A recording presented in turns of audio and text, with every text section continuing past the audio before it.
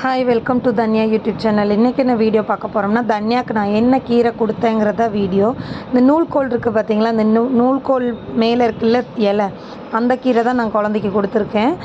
நூல்கோல் ஃபுல்லாக கட் பண்ணி எடுத்துகிட்டு நான் ஊருக்கு போனோன்னு உங்களுக்கு தெரியும். நான் அங்கேருந்து நூல்கோல் எடுத்துகிட்டு வந்திருந்தோம். அப்போ நான் அந்த கீரையெல்லாம் எடுத்து தண்ணியில் போட்டு வச்சோன்னே ஃப்ரெஷ் ஆகிடுச்சு. அதில் இருக்க வேஸ்ட்டான இலைகள் எல்லாம் எடுத்துகிட்டு எங்களுக்கு கீரைக்கு கட் பண்ணேன். அப்போ பாப்பாவுக்கும் இன்றைக்கி வந்து இந்த கீரை கொடுத்துக்கலாம், ஏன்னா இது எப்பயுமே கிடைக்கிறது இல்லை. அப்புறம் பீட்ரூட்டும் கேரட்டும் நான் அவளுக்கு மசாஜ் பண்ணுறக்கு ஆயில் மேக் பண்ணுறக்கு வாங்கிட்டு வந்தேன். சரி இந்த கீரை கொடுப்போம் அப்படின்ட்டு கீரை ஃபுல்லாக கட் பண்ணி கழுவி எடுத்துட்டோம். கழுவி எடுத்ததில் அவளுக்கு கொஞ்சம் கீரை எடுத்து வச்சுட்டு பருப்பும் கீரையும் போட்டு சாதம் செஞ்சு கொடுத்துக்கலான்ட்டு கீரை, பருப்பு, உப்பு, மிளகாய், உள்ளி, சின்ன வெங்காயம், பூண்டு.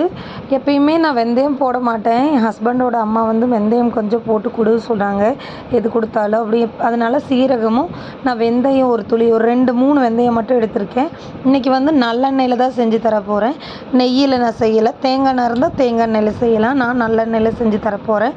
எண்ணெய் வந்து நான் 2 ஸ்பூன் அளவுக்கு நான் ஊற்றிருக்கேன். ஜூமில் வச்சுருக்கேன். நான் ஜூம் இன் ஜூம் அவுட் பண்ணி இப்போ காட்டுறேன், உங்களுக்கே தெரியும். நான் எண்ணெய் லைட்டாக சூடானதும் அதில் வந்து வெங்காயம் போட்டுட்டேன். வெங்காயம் லைட்டாக வணங்குறதுக்கு முன்னாடி பூண்டு எடுத்து வச்சுருந்தேன் பார்த்தீங்களா, அந்த பூண்டும் போட்டேன். நான் 2 பல் பூண்டு எடுத்திருக்கேன். 2 பல், 3 சின்ன வெங்காயம் எடுத்திருக்கேன். நீங்களும் அந்த மாதிரி எடுத்துக்கோங்க. பச்சை மிளகா நான் இதுவரை கொடுக்காதனால கொஞ்சம் கொஞ்சமாக கொடுக்குறனால 2 துண்டு மட்டும் பச்சை மிளகா எடுத்திருக்கேன். இது நல்லா வணங்கட்டும்.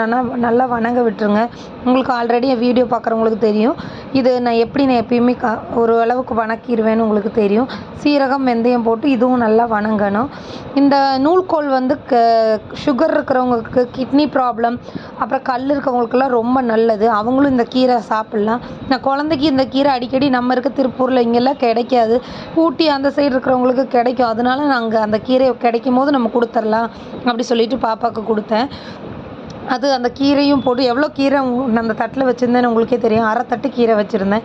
எண்ணெயில் போட்டோன்னா அந்த கீரையே காணும் பாருங்கள். கீரையும் பருப்பும் போட்டுட்டேன். அது நல்லா வணங்கினதுக்கப்புறம் எப்பயுமே பாப்பாவுக்கு நான் கஞ்சி தண்ணியில் தான் சாதம் செய்வேன்.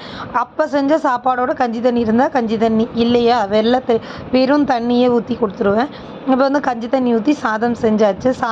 சாதமும் அந்த கஞ்சி தண்ணியும் உள்ளே ஊற்றிட்டு ஒரு 10 நிமிஷம் விட்டிங்கன்னா சைடில் அந்த கொதியெல்லாம் தெரியும். கொதி வந்த பிறகு நம்ம வந்து குக்கர் மூடிக்கலாம். ஒரு 8 விசில் விடுங்க. உங்கள் குழந்தை எத்தனை விசில் இருந்தால் நம்ம கடைஞ்சி கொடுத்தா சாப்பிடுவாங்க, இல்லை பிணைஞ்சு கொடுத்தா சாப்பிடுவாங்கன்னு உங்களுக்கு தெரியும் இல்லையா. நான் 5 விசில் விட்டேன். அதுக்கப்புறம் அதை நல்லா பருப்பு மத்து வச்சு கடைஞ்சிட்டு பாப்பாவுக்கு அந்த சாப்பாடு ஊட்டி கொடுத்துட்டேன். அவள் சாப்பிட்டுக்கிட்டா, வேஸ்ட் பண்ணலை. புதுசாக இருக்குது, இது கொடுக்கலாமா வேண்டாமான்னு இல்லாமல் கீரைகள்ங்கும் போது எல்லாமே கொடுத்தா அது இரும்பு சத்து தான் அவங்களுக்கு. இதுவரை பாப்பாவுக்கு ஒரு சின்ன வலினாலும் அவளால் தாங்கிக்க முடியுது. ஏன்னா நான் அந்தளவுக்கு தான் ஃபுட் ரொட்டீன் வந்து அவளுக்கு அப்படி தான் நான் ஃபுட் கொடுத்து கொண்டு வந்துட்டுருக்கேன். இந்த வீடியோ பிடிச்சா மறக்காமல் சப்ஸ்கிரைப் பண்ணுங்கள். மஞ்சள் போடணுன்னா போட்டுக்கோங்க. அது வீடியோ நான் போடலை. தேங்க்யூ.